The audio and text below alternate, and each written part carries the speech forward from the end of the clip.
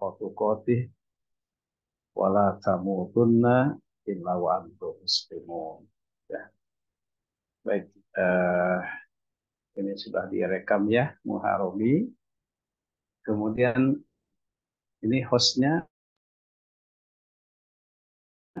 tolong diperhatikan eh, apa namanya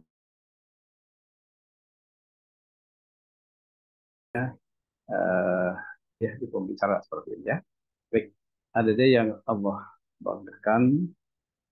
Alhamdulillah pada sore hari ini kita sudah bisa berjumpa kembali dalam azam kita, yakni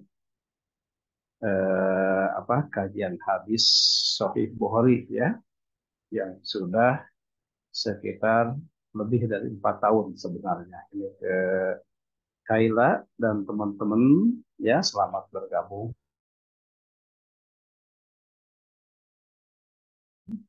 Begitu kita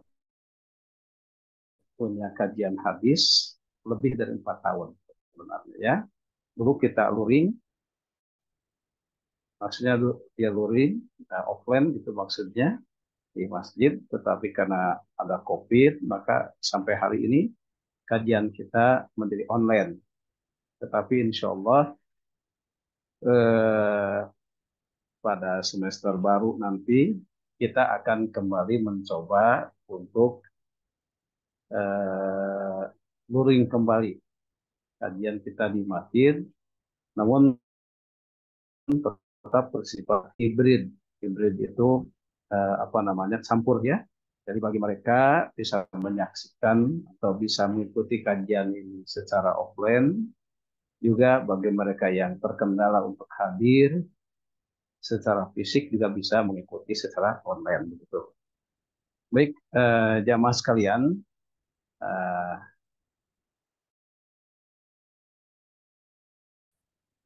apa namanya? Mungkin ini Bapak Ibu belum ngumpul ya, kepada Bapak Ibu dosen, kemudian juga sahabat karib kerabat dimanapun Anda berada, dan tentu saja mahasiswa, mahasiswi yang Bapak cintai, ya, dan kemudian juga nanti di YouTube ada juga pelajar yang suka ikut gitu ya. Alhamdulillah pada kesempatan ini kita patut sampaikan puji dan syukur kehadirat Allah Subhanahu wa taala, sehingga pada kesempatan ini kita bisa melangsungkan kajian kita yang insya Allah kita memohon kepada Allah untuk tidak ada kendala lagi.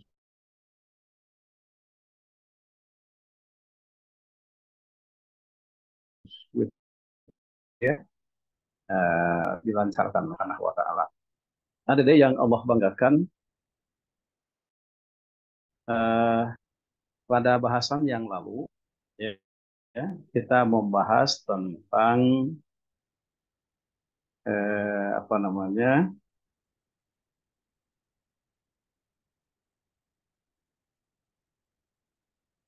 tentang keutamaan sholat di awal waktu ya. Jadi minggu yang lalu itu kita membahas tentang keutamaan sholat di awal waktu. Hanya sebelumnya, sebagaimana yang sering kita sampaikan, ya, eh, nasihatnya adalah pada kesempatan ini, nasihatnya adalah kita ambil dari Quran surat Al-Ahzab ayat 70 sampai 71. Begitu. A'udzubillahi minasyaitonirrajim. Ya ayyuhalladzina amanu taqullaha wa qulu qawlan sadida. Yuslih lakum a'malakum wa yaghfir lakum dzunubakum wa may yuti'illaha wa rasulahu faqad faza fawzan 'aziman. Ya. Jadi ya ayyuhalladzina amanu, wahai orang-orang yang beriman, ittaqullaha, ya, bertakwalah kalian kepada Allah. Begitu. Wa qulu, dan ucapkanlah oleh kalian kaulan sadida, ucapan yang benar. Nah, begitu. yuslih lakum a'malakum. Niscaya Allah akan memberikan keberesan, kemaslahatan akan amal-amal kalian. Kemudian wa yaghfir lakum, ditambah dengan ampunan dari Allah, ya, wa yaghfir lakum dzunubakum, atas dosa siapa yang taat kepada Allah wa rasulahu, dan kepada rasulnya, faqad faza fawzan azima, sungguh dia akan dapatkan keuntungan yang besar. Nah, begitu. Jemaah yang Allah muliakan, ini Quran surat Al-Ahzab ayat 70 sampai 71. Di sini Allah menekankan kita ini harus bertakwa kepada Allah. Jadi dua hal yang ditekankan oleh Allah. Ya ayyuhalladzina amanu taqullaha wa qulu qawlan sadida. Ya. Jadi wahai orang-orang yang beriman, bertakwalah kalian kepada Allah dengan dan ucapkanlah ucapan yang benar, sadida. Kalau salah baca jangan syadida tapi sadida, sinnya tipis gitu ya. Kalau syadida sin tebal itu artinya keras atau banget gitu ya. Tetapi ini sadida yang benar ya. Nah, kalau kita bertakwa kepada Allah, kemudian kita mengucapkan perkataan yang benar, dua hal tadi, maka akibatnya Allah akan yuslih lakum a'malakum. Allah akan memberikan kemaslahatan akan amal-amal kita. Di semua amal kita ini maslahat, begitu.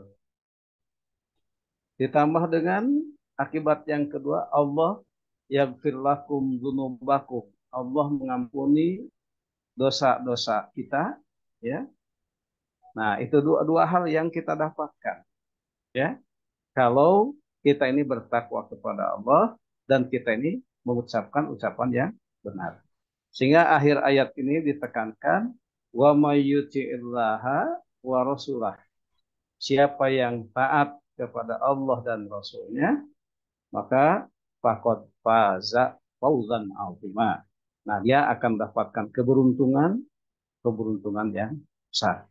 Nah, jemaah yang Allah muliakan, itulah pesan dari Quran surat Al-Ahzab ayat 70 sampai 71, di mana Allah menekankan kepada kita untuk bertakwa kepada Allah dan mengucapkan ucapan yang benar, begitu. Niscaya semua amal kita ini akan diberikan kemaslahatan oleh Allah. Dosa-dosa kita akan diampuni. Pendek kata, siapa yang taat kepada Allah dan Rasulnya, maka sungguh dia mendapatkan keberuntungan yang besar. Nah, demikian jamaah yang Allah muliakan nasihatnya, ya. Jadi kepada mereka yang baru bergabung, ya, selamat bergabung, ini terutama dari kalangan adik-adiknya ya, Muharrami dan teman-teman ini, ya. Ada adik-adiknya yang baru bergabung, ya. Nah, jadi tiap Kamis sore ini kita akan mengadakan kajian hadis yang dalam hal ini kita mengkaji kitab Sahih Bukhari, gitu ya. Jemaah yang Allah muliakan, adapun bahasan kita tempo yang lalu itu mengulang tentang keutamaan sholat di awal waktu, begitu. Nah, apa yang disampaikan pada saat itu, bahwa keutamaan sholat di awal waktu adalah merupakan amaliyah yang Allah cintai. Jadi, ayul a'mal, maka dikatakan adalah sholat di awal waktu, sholatu ala waktiha. Nah, begitu. Di samping ada beberapa yang lain, yaitu birrul walidain, berbuat baik kepada orang tua, dan jihad fisabilillah, begitu ya. Nah, terkait dengan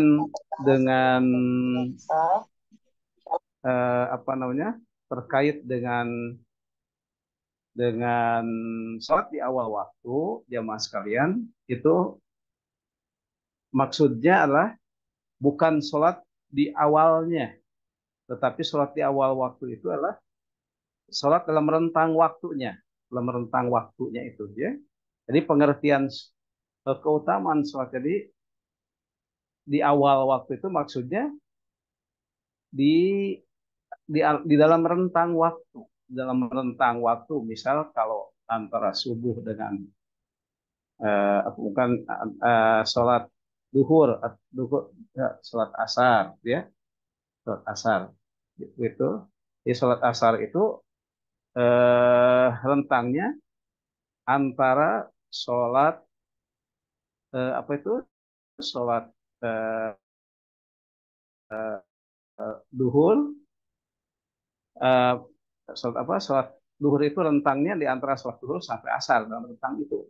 Ya, karena setiap kita kan tidak bisa apa secara mutlak-mutlakan untuk bisa sholat ke masjid, terlebih untuk putri ya atau ibu-ibu gitu ya. Nah, dan lain sebagainya, setiap kita ini pasti ada halangan-halangan itu dan ini. Karena itu yang dimaksud dengan keutamaan sholat di awal waktu itu adalah sholat di dalam rentangnya. Nah, begitu. Jamaah yang Allah muliakan, itulah bahasan kita kemarin, ya, bahwa uh, uh,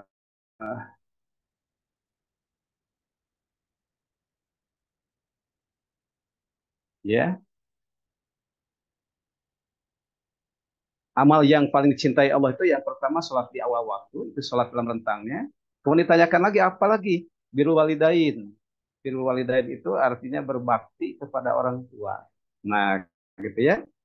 Nah, yang perlu kita perhatikan dalam konsep bakti kepada orang tua itu, ya mas kalian adalah ada berbakti, ada taat.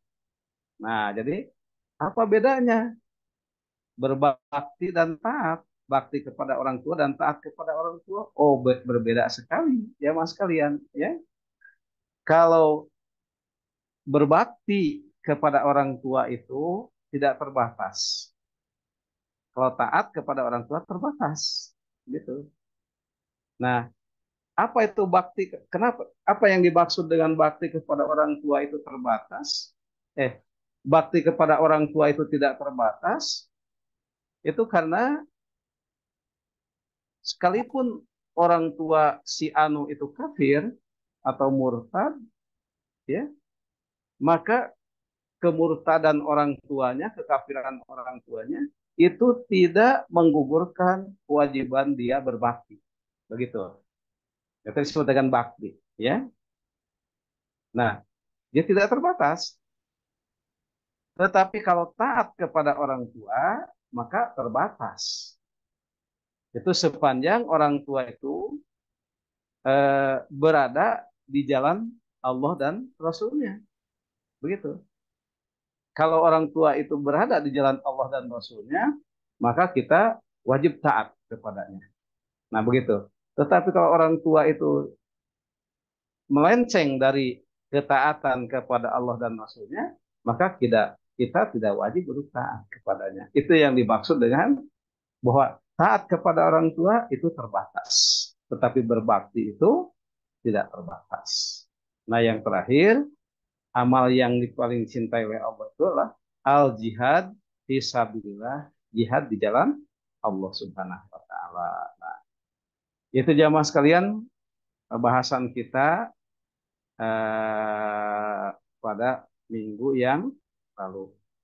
Baik, sekarang kita masuk ke bahasan berikutnya, yaitu bab tentang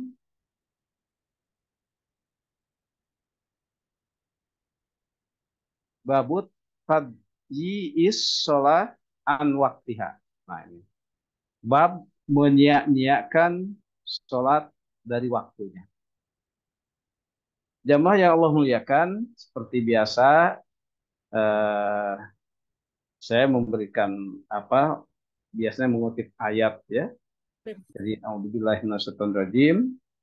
Ya ayyuhalladzina amanut taqullaha haqqa tuqatih wa la tamutunna illa wa antum muslimun. Begitu. Tadi ayatnya lupa saya sampaikan ya. Jadi wahai orang-orang yang beriman, ya ayyuhalladzina amanut taqullaha, bertakwalah kepada Allah, wala tamutu wala tamutunna illa wa antum muslimun, dan janganlah kita ini mati kecuali dalam keadaan keislaman. Nah, kalimat takwa tadi diperjelas lebih jauh dalam Quran surat Al-Ahzab ayat 70 sampai 71 tadi yang sudah dibacakan. Jamaah yang Allah muliakan, eh, pada kesempatan ini kita sampai kepada bahasan tentang bab tajyi'is shalah an waktiha. Nah, begitu ya. Artinya menyia-nyiakan sholat pada waktunya. Nah, begitu. Menyia-nyiakan sholat pada waktu. Baik, sebentar dulu. Ini ada sedikit gangguan. Share-nya ya, share-nya.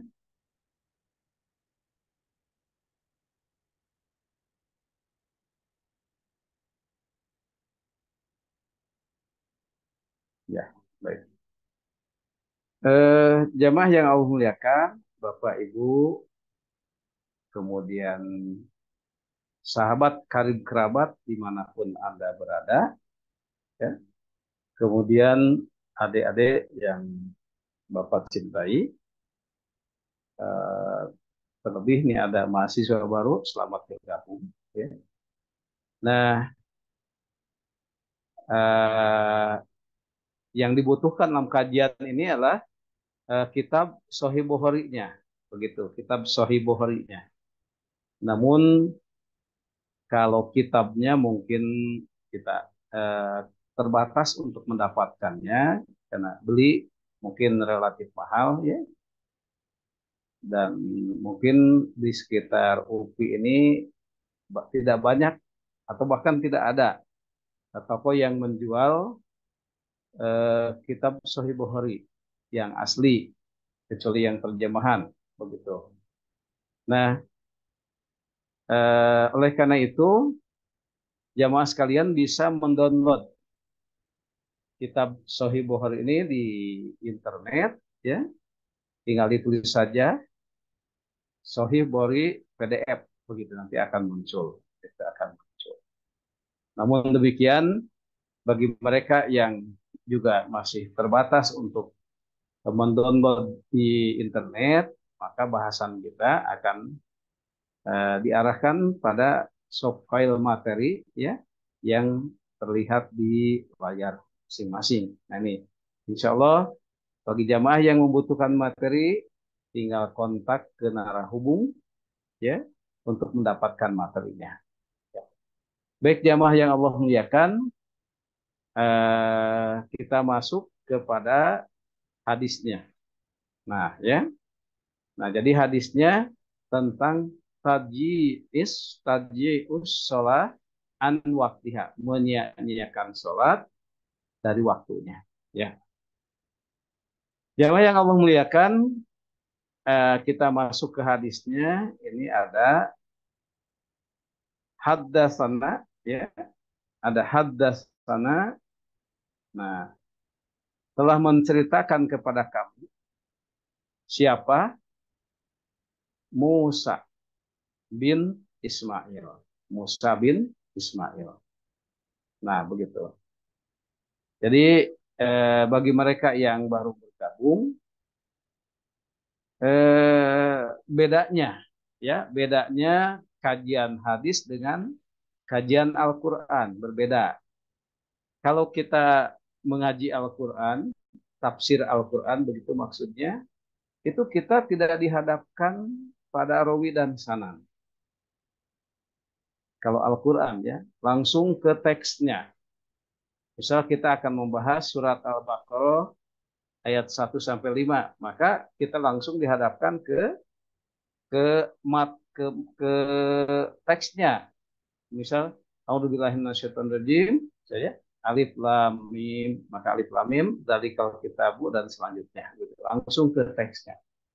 Tetapi kalau kita mempelajari hadis, jamaah sekalian, maka sebelum masuk ke teks hadis, maka kita dihadapkan dulu kepada sanadnya atau rawinya, begitu.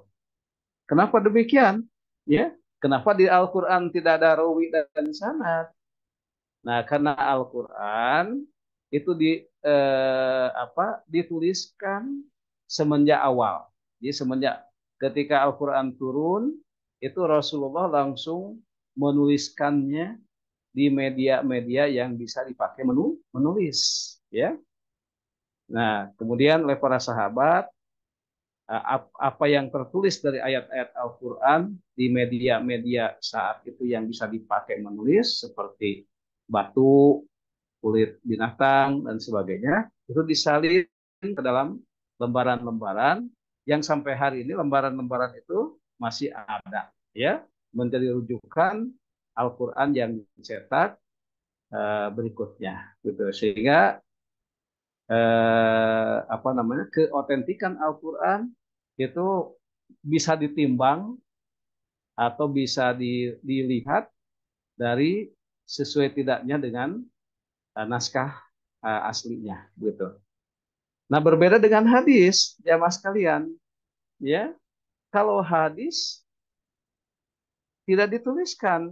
Jadi ketika Rasulullah itu menyampaikan hadis, maka Rasul melarang untuk menuliskan hadis. Maksudnya supaya tidak bercampur baur dengan Al-Quran. Ya, Al-Quran dituliskan, hadis itu diriwayatkan, dihafalkan dari penghafal yang satu ke penghafal yang lain, begitu. Nah, oleh karena itu, para penghafal itu yang meriwayatkan hadis tadi, itulah yang kemudian pada akhirnya disebut sebagai rawi atau sanad. Nah, begitu. Jadi oleh karena itu otentisitas hadis itu amat amat bertumpu kepada sejauh mana para penghafal, para periwayatnya bisa memelihara ke keotentikan hadis itu sendiri. Nah, oleh karena itu menjadi paham kita kalau kemudian kita mempelajari hadis ini, langsung kita berkaitan dengan seperti ini kalimatnya. Haddatsana telah menceritakan kepada kami. Nah, kami ini siapa? Kami di sini adalah Imam Bukhari. Begitu ya, Imam Bukhari. Nah, kata Imam Bukhari, haddatsana telah menceritakan kepada kami siapa? Ya, ini guru beliau. Guru beliau. Guru beliau itu siapa? Namanya Musa bin Ismail. Musa bin Ismail. Begitu. Kemudian Qala berkata itu Musa bin Ismail. Dalam rangka apa Musa bin Ismail berkata? Dalam rangka mempertanggungjawabkan keotentikan hadis yang diriwayatkan kepada Imam Bukhari. Sehingga kata beliau, kata Musa bin Ismail tadi, haddatsana telah menceritakan kepada kami. Nah, kami di sini berbeda dengan kami yang pertama. Kalau kami yang di sini adalah maksudnya Imam Bukhari, tetapi kalau kami di sini maksudnya adalah Musa bin Ismail. Nah, menceritakan kepada kami maksudnya kepada Musa bin Ismail siapa? Yaitu Mahdi. Nah, gurunya itu Mahdi. Kemudian Mahdi mendapatkan hadis ini Goilan dari Goilan, dan Goilan mendapatkan hadis ini dari sahabat Anas. Di mana qala Anas berkata, ya, Anas berkata, ini kata sahabat Anas, ya. Nah, ma'arofu aku tidak mengetahui syai'an sesuatu pun mimma dari apa saja karena yang ada ala ahdi Nabi Shallallahu Alaihi Wasallam. Nah, begitu ya. Kata sahabat Anas, aku tidak mengetahui, aku tidak mengetahui sesuatu pun dari amalan-amalan yang pernah ada di zaman Nabi Shallallahu Alaihi Wasallam. Ya, nah kemudian eh, Khailah disampaikan kepada Anas tadi, ada sahabat yang menukasnya. As-sholatu itu tentang sholat. Apa yang terjadi dengan sholat pada zaman Nabi itu? Qala kata Anas, nah, alaisa bukankah doyatum kalian itu sudah melakukan, telah melaksanakan ma doyatum apa saja yang kalian lakukan pihak pada sholat. Maksudnya bahwa kalian, bukankah kalian pernah menyia-nyiakan waktu sholat? Nah, begitu maksudnya ya.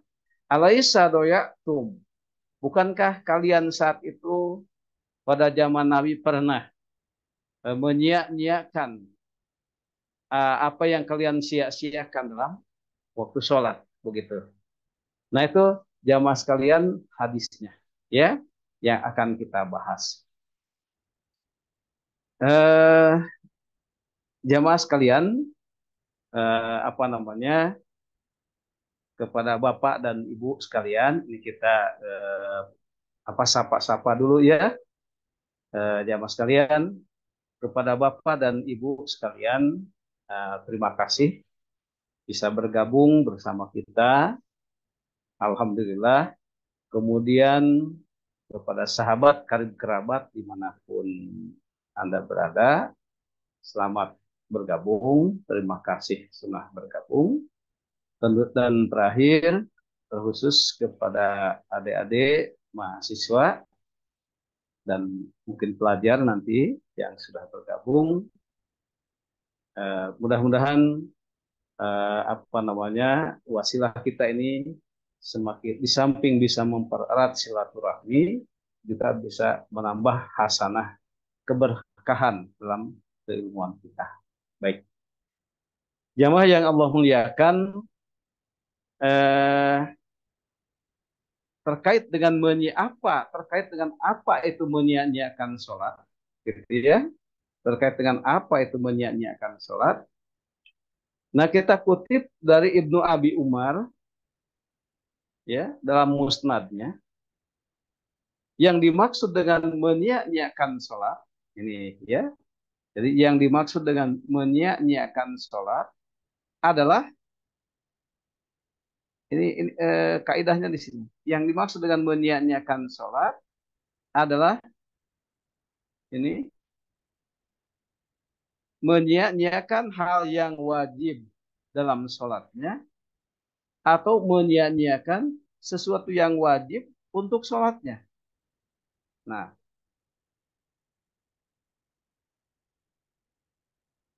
ini jamaah sekalian. Ya, mohon maaf, ini sedikit minum dulu ya. Bismillah.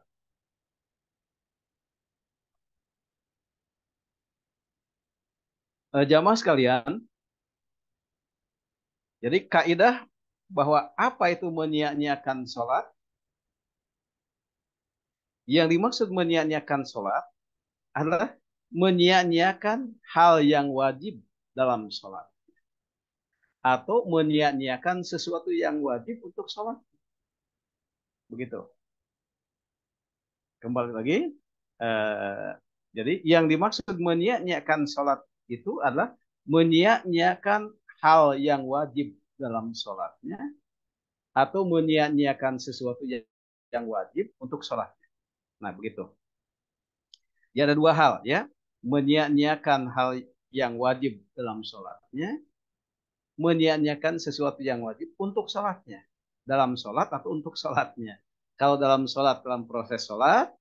Kalau untuk sholat, persiapan sebelum sholat. Nah, kalau itu disia-siakan, maka itu termasuk kepada menyia-nyiakan sholatnya. Nah, apa hukumnya? Sebagaimana dalam tema yang dibagikan, bagaimana nih hukumnya menyia-nyiakan sholat tadi? Ya. Nah, pertama terkait dengan kaidah tadi ya, bahwa yang dimaksud menyia-nyiakan sholat itu adalah menyia-nyiakan hal yang wajib dalam atau untuk sholat tadi. Misal yang pertama, termasuk menyia-nyiakan sholat itu adalah bagian yang pertama adalah kewajiban tumak ninah.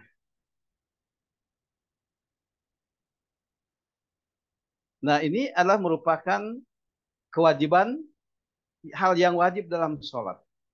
Sehingga kalau kita tidak tumak ninah, maka kita termasuk pada kelompok yang menyia-nyiakan sholat. Begitu. Nah, dalam hal dengan kaitan dengan tumak ninah tadi, kita kutipkan ada hadis yang dikeluarkan oleh Imam Bukhari dan Muslim.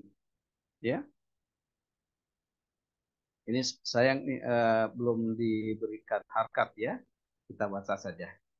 An Abi Hurairah, diterima dari Abu Hurairah. Ini ada terjemahannya di bawah. Ya. Jadi dari Abu Hurairah radhiyallahu anhu, diriwayatkan dari Abu Hurairah, semoga Allah meridhoinya, katanya, anan Nabi Sallallahu Alaihi Wasallam, bahwa Nabi Sallallahu Alaihi Wasallam itu dakhala, pernah masuk al masjidah, ke sebuah masjid. Ya, jadi Nabi Sallallahu Alaihi Wasallam pernah masuk ke suatu masjid, masjid yang dimaksud ya, ke suatu masjid tertentu. Nah, kemudian ketika Nabi sudah berada di masjid, di dalam masjid, fadakhala, masuklah rojulun, seseorang. Ya, masuklah seseorang, fasolla, lantas dia sholat. Gitu ya. Jadi masuklah seseorang ke dalam sholat, ya. Kemudian setelah si sahabat tadi selesai sholatnya, kemudian dia datang menemui Nabi Shallallahu Alaihi Wasallam. Ya, fasal lama, ya, dia kemudian mengucapkan salam kepada Nabi. Ya, dia fasal lama, dia mengucapkan salam kepada Nabi. Fakola, dan bagaimana Nabi setelah Nabi menjawab salam beliau, salam si sahabat tadi, fakola, Nabi berkata, kata Nabi, irji, ya, irji, kembalilah engkau, fasalli, dan bersolatlah. Fa innaka lam tusalli, karena sesungguhnya engkau belum salat. Gitu. Nah, sahabat tadi, orang tadi kaget, bukankah dia sudah sholat?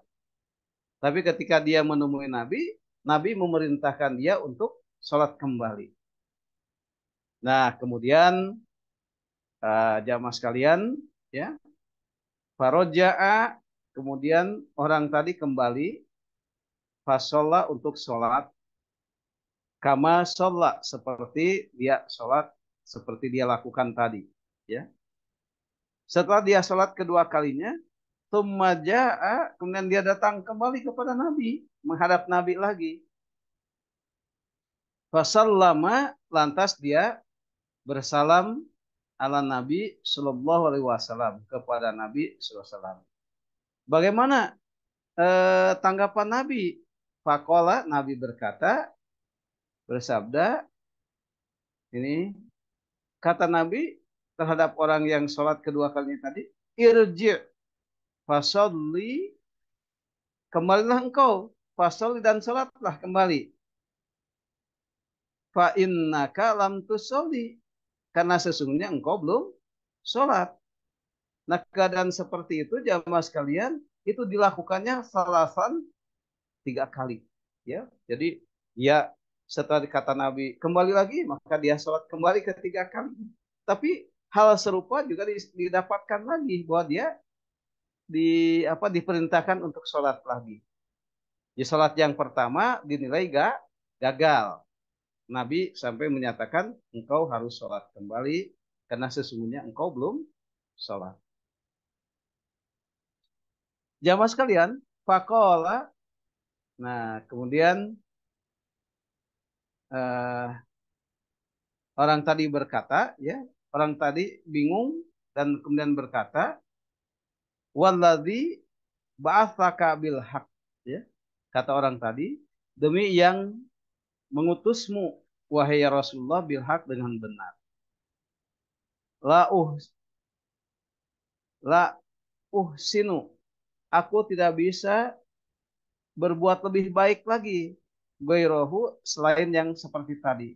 Sahabat tadi mengaku tidak bisa lagi, ya. Ya Rasulullah, demi zat yang sudah mengutusmu dengan benar, maka saya tidak bisa melakukan yang terbaik lagi selain hal yang seperti tadi. Nah, kemudian jamaah sekalian, fa'allamani, fa'allimni, kata sahabat tadi, maka ajarkanlah ya Rasul aku, ya.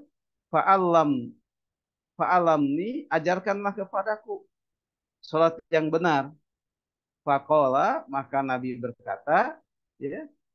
Nah, ini kata Nabi, idza kumta, seandainya engkau berdiri untuk kumta ila sholat, berdiri untuk sholat, maka fakabir, maka bertakbirlah. Setelah bertakbir, kemudian summa qara'a, summa, kemudian apa namanya,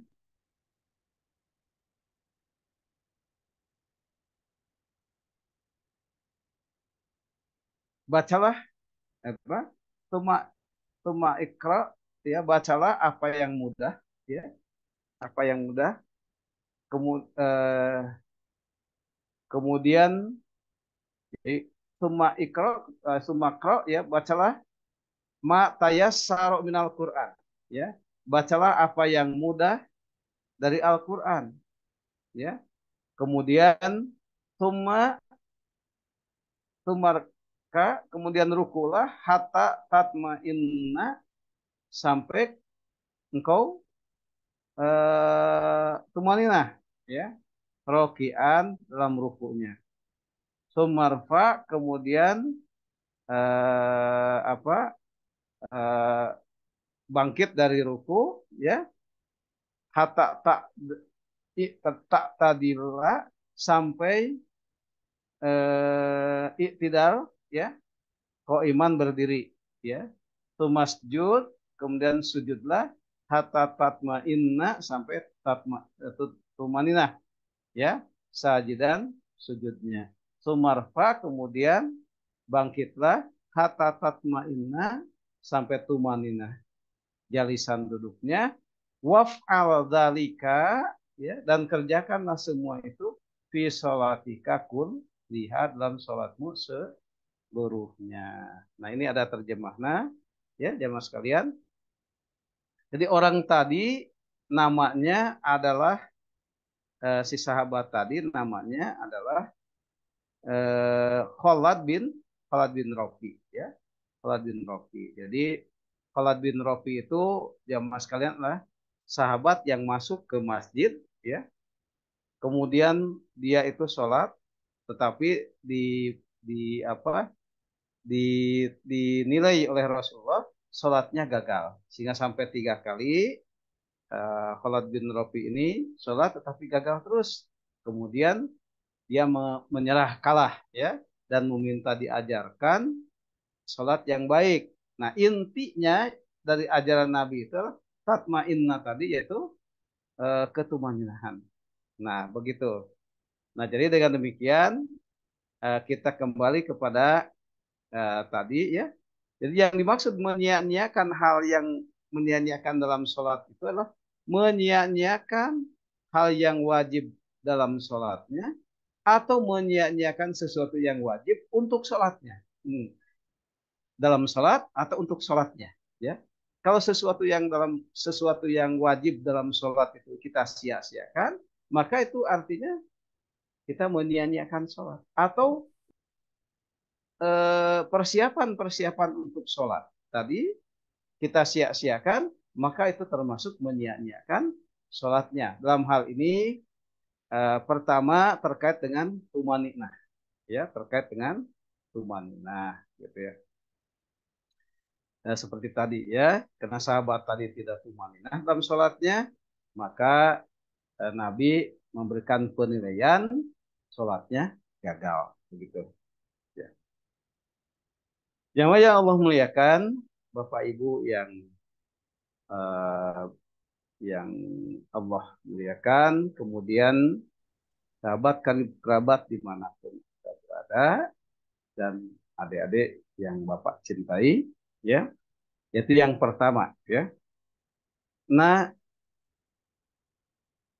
termasuk menyia-nyiakan sholat tadi adalah yang B, sekarang yang nomor 2, yaitu mengulur waktu sholat. Mengulur waktu sholat dengan tidak ada uzur sesuatu apapun, ya. Ya kita menyengaja mengulurkan waktu sholat, bahkan sampai habis waktu sholatnya. Nah, mengulurkan waktu sholat itu artinya sesuatu yang di luar, di luar sholat, tetapi termasuk pada persiapan untuk sholat. Itu kita sia-siakan, sehingga apabila itu dilakukan di luar, apabila itu dilakukan dengan unsur kesengajaan, ya, maka itu termasuk menyia-nyiakan sholat. Nah, yang ketiga, jamaah sekalian, meninggalkan adzan ketika hendak sholat. Jadi kita ini tidak melakukan adzan, ya, ketika hendak sholat. Maka itu termasuk menyia-nyiakan sholat. Karena etikanya kalau sholat itu diawali dengan adzan, begitu ya, diawali dengan adzan. Nah, tetapi ketika itu kita tidak adzan, maka itu termasuk menyia-nyiakan sholat. Begitu. Nah, yang ketiga termasuk menyia-nyiakan sholat itu meninggalkan sujud sahwi. Nah, sujud sahwi ya. Sujud sahwi itu sujud lupa. Nah, gitu. Kalau kita tinggalkan, maka itu menyia-nyiakan sholat. Dan yang terakhir, jamaah sekalian, termasuk menyia-nyiakan sholat itu adalah menghina dan bahkan menghalangi orang yang sholat, baik secara dohir maupun secara sistemik, ya, berupa undang-undang atau aturan kita sendiri. Nah, gitu.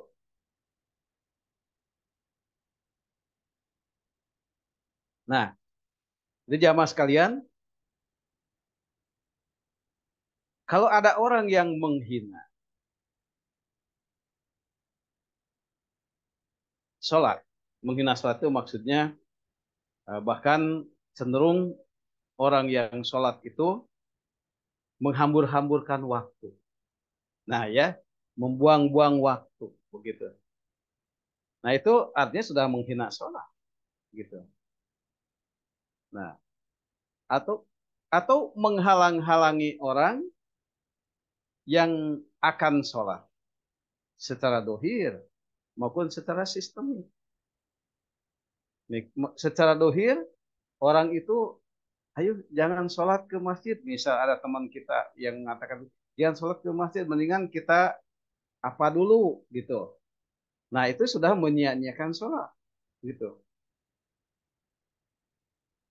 Baik penghalang itu secara sistemik, sehingga dengan sistem itu, dengan aturan itu, aturan kita belajar, aturan kita nyari nafkah, dan sebagainya, ketika aturan itu kemudian mengekang kita untuk tidak melakukan sholat dengan baik, ya, maksudnya menghantarkan kita untuk tidak untuk melakukan sholat itu dengan tidak baik, ya, acuh tak acuh atau malas-malasan dan sebagainya, maka itu termasuk menyia-nyiakan sholat. Dan bahkan lebih buruk lagi, bisa saja aturan itu adalah aturan yang kita buat untuk kita sendiri. Ya, kita membuat sebuah aturan untuk diri kita sendiri, pagi-pagi begini dan begitu, siang begini dan begitu. Tetapi aturan itu tidak memperhatikan waktu-waktu sholat, begitu. Sehingga kita harus harus melakukan sholat di akhir waktu karena aturan yang kita buat sendiri. Maka aturan seperti itu, jamaah sekalian, atau undang-undang seperti itu adalah termasuk hal-hal yang bisa menyia-nyiakan sholat. Nah, demikian jamaah sekalian. Ini apa? Muharomi sudah ada Kang Eganya? Lu?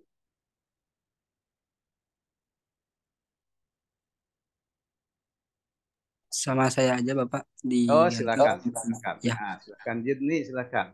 ya. Ya. Terima kasih Bapak Dr. Elan Sumarna yang telah menyampaikan ilmunya tentang bab menyanyiakan waktu sholat pada sore hari ini. Semoga Bapak yang beliau sampaikan menjadi keberkahan untuk kita semua dan menjadi manfaat untuk kita semua. Amin ya rabbal alamin.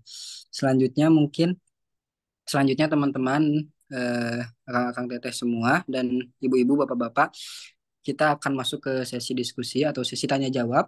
Bagi para jamaah sekalian yang memiliki pertanyaan mengenai bab ini, boleh untuk eh, langsung raise hand, langsung langsung raise hand ya teman-teman semuanya.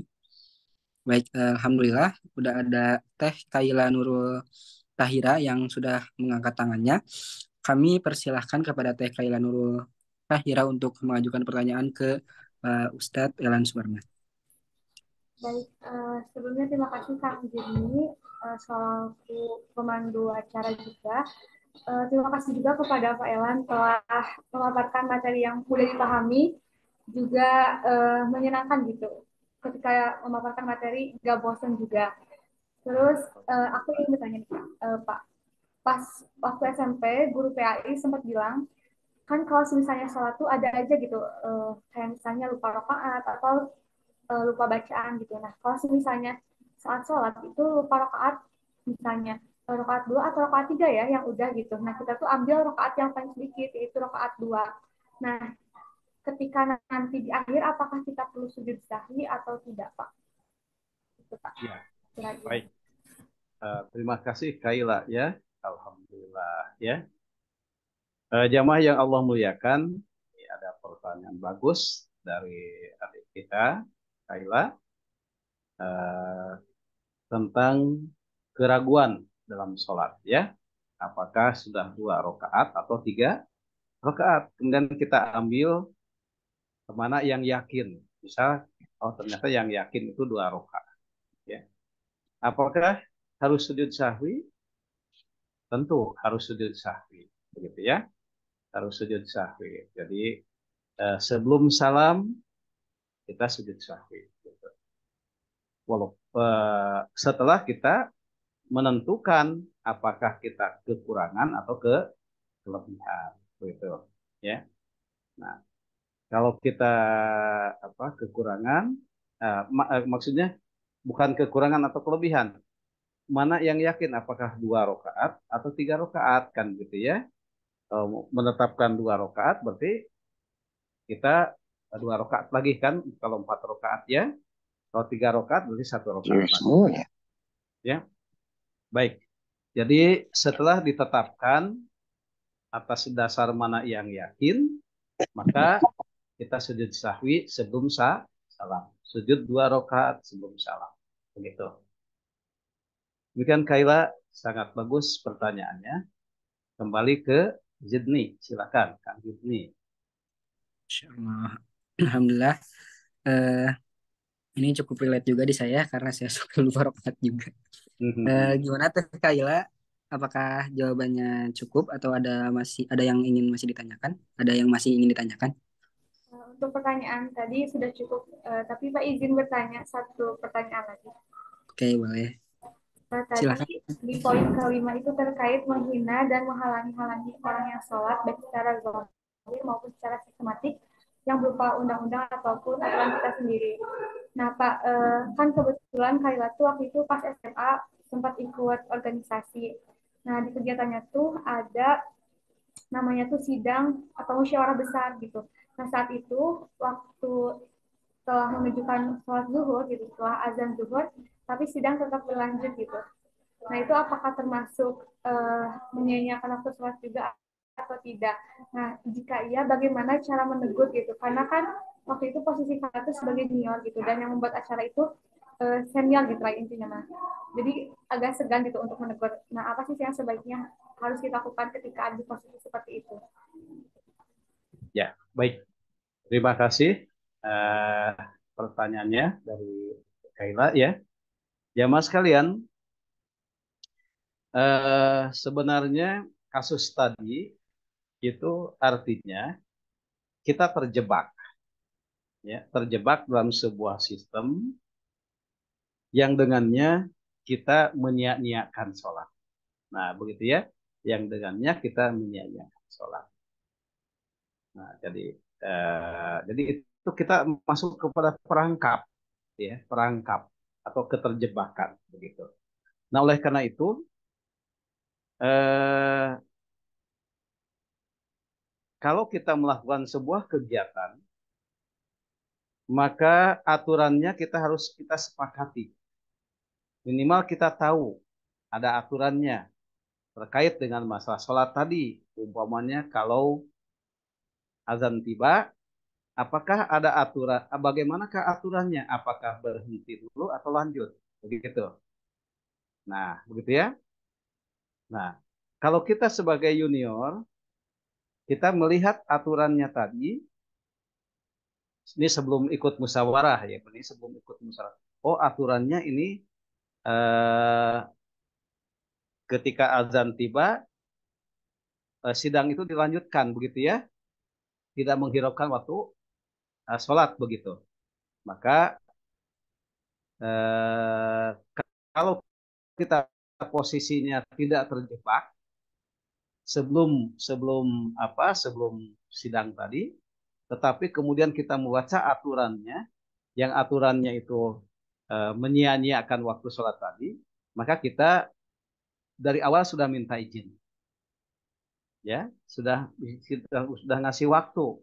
Mohon maaf, eh, nanti kalau azan tiba, saya izin untuk sholat dulu, gitu. Nah, tetapi persoalannya Kaila ini kan terjebak, begitu ya, terjebak ya, terjebak dalam aturan tadi karena sebelumnya tidak tahu adakah aturannya. Kalau azan tiba itu berhenti sejenak atau bagaimana, gitu ya. Nah, untuk sholat begitu. Nah, karena sifatnya terjebak, nah kalau boleh izin lakukan izin, kalau tidak nunggu beberapa saat sampai dibolehkan meninggalkan. Begitu ya. Nah, jadi izin dulu, lakukan izin dulu, kata si panitia, oh sebentar lagi ini sudah usai. Nah, kita tunggu saja. Tunggu sampai panitia memberikan izin. Selama izin itu masih memberikan toleransi untuk kita sholat.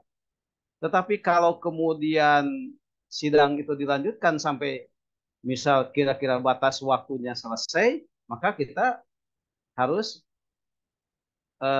memaksakan itu untuk pergi dari ruangan itu dan untuk sholat. Begitu. Jadi kalau pertanyaannya apa yang harus dilakukan karena kondisi kita sebagai junior begitu, maka pertama minta izin dulu. Nah ya, minta izin. Nah, tetapi misal panitianya tidak mengizinkan, apa namanya, kata panitia sebentar lagi juga akan selesai, ya kita ikuti, ya kita ikuti. Tetapi coba lihat apakah ini termasuk apakah ini sidang ini memakan satu waktu sholat begitu sampai rentang waktu habis, Maka kita harus hati-hati kalau sudah menjelang habis waktu ini belum selesai, maka kita harus pergi saja, ya, karena waktunya. Jadi harus mengadakan usul, saya akan sholat tuh, begitu. Nah, kondisi keterjebakan itu adalah kondisi keterbatasan, begitu. Kondisi keterbatasan yang terbatas di mana-mana itu di luar kemampuan dan itu tidak termasuk menyia-nyiakan sholat, begitu. Nah, jadi kasusnya begitu. Kalau kasusnya kita terjebak, nah begitu, itu kan di luar kemampuan kita. Nah, kalau di luar kemampuan kita, itu artinya dimaafkan. Tetapi ingat bahwa yang dimaksud dengan sholat di awal waktu itu adalah dalam rentangnya. Dalam rentangnya. Begitu, ya. Baik, Kaila, bagus sekali pertanyaan. Ya, kembali ke Jidni.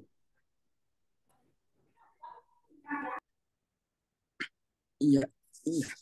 Baik, Bapak, terima kasih atas jawabannya. Teh Kaila, bagaimana? Apakah cukup jawabannya? Cukup. Terima kasih, Pak. Alhamdulillah. Terima kasih, Kak Jimmy. Alhamdulillah, jawaban dari Bapak Ustadz Dr. Elan sudah menjawab pertanyaan dari Kaila. Selanjutnya, eh, Bapak ada pertanyaan dari kolom chat, Bapak. Ya, silakan, Kang Jidni. Bismillahirrahmanirrahim. Izin membacakan. Bismillah, Bapak punten izin bertanya. Sebelumnya mohon maaf belum bisa buka audio. Apakah ada perbedaan antara pengertian menyia-nyiakan sholat pada hadis ini dengan melalaikan sholat pada Quran surat Al-Ma'un? Seperti itu Bapak pertanyaannya. Ya. Kami serahkan kepada Pak Ustadz Elan untuk menjawab. Ya, baik. Terima kasih yang sudah bertanya. Bagus sekali nih, Kang Jidni, ya. Jadi, fawailul lil musallin. Celakalah bagi mereka orang yang sholat. Begitu, ya. Nah, jadi jamaah yang Allah muliakan, melalaikan sholat, kalau dasarnya adalah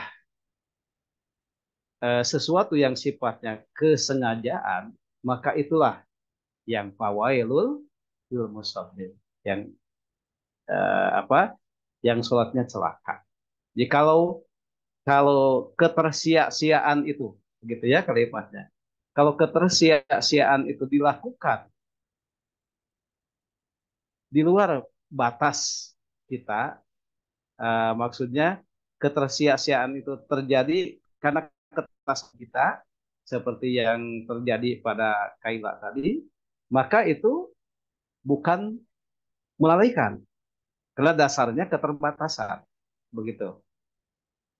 Tetapi kalau dasarnya bukan keterbatasan, ada unsur kesengajaan, seperti panitia tadi, ya, panitia tadi membuat sebuah aturan, yang aturan itu melanggar, yang aturan itu menyebabkan orang-orang sholatnya menjadi masuk pada kelompok ketersia-siaan tadi. Maka dosa yang dilakukan adalah oleh si panitia tadi, si pembuat aturan tadi. Begitu. Dan merekalah yang menyia-nyiakan sholat, merekalah yang wailul lil musallin, yang celaka. Ketika mereka sholat, celaka. Karena tidak dilakukan atas dasar kesengajaan. Begitu. Jadi kaidahnya, jamaah sekalian, kalau sesuatu itu dilakukan karena kesengajaan, maka itu berdosa. Tetapi kalau sesuatu itu dilakukan karena keterbatasan, maka itu dimaafkan. Begitu. Baik. Demikian, Yidni, alhamdulillah. Silakan. Kang Zainal. Tadi pertanyaan dari Kang Zainal Mutakin Oh Falah. ya, Kang Zainal Mutakin. Cukup Kang Zainal, boleh diketik mungkin? Oke. Alhamdulillah sangat jelas Bapak, atur nuhun Ya, katanya. alhamdulillah. Alhamdulillah. Mungkin saya buka pertanyaan terakhir mungkin Bapak ya untuk hari ini. Ya, Apakah silakan. masih ada yang ingin bertanya teman-teman, ibu-ibu, bapak-bapak, para jamaah sekalian? boleh diketik atau langsung ditanyakan kepada Bapak pun nggak apa-apa. Mungkin Bapak dirasa hari ini sudah cukup Bapak Sudah untuk cukup sesi ya. tanya jawabnya. Nah, Alhamdulillah. Selanjutnya mungkin kita akan sama-sama berdoa dulu Bapak sebelum menutup kajian kita. Dan saya meminta kesediaan Bapak untuk memimpin doanya. Kepada Pak Elan, kami baik, persilahkan. jamaah yang Allah muliakan, uh, kita berdoa dan kemudian diakhiri dengan doa akhir majlis ya. Allahumma rabbana zalamna anfusana wa illam taghfir lana wa tarhamna lanakunanna minal khasirin. Rabbana zidna ilman nafi'an warzuqna fahman wasi'an ya arhamar rahimin. Subhanakallah wa bihamdika asyhadu an la ilaha illa anta astaghfiruka wa atubu ilaik. Ya, silakan. Ini ya, alhamdulillah. Amin, amin ya robbal alamin. Semoga majelis kita pada sore hari ini menjadi manfaat, menjadi ilmu yang berkah, yang berguna untuk dunia dan akhirat kita, teman-teman semua, jamaah semua.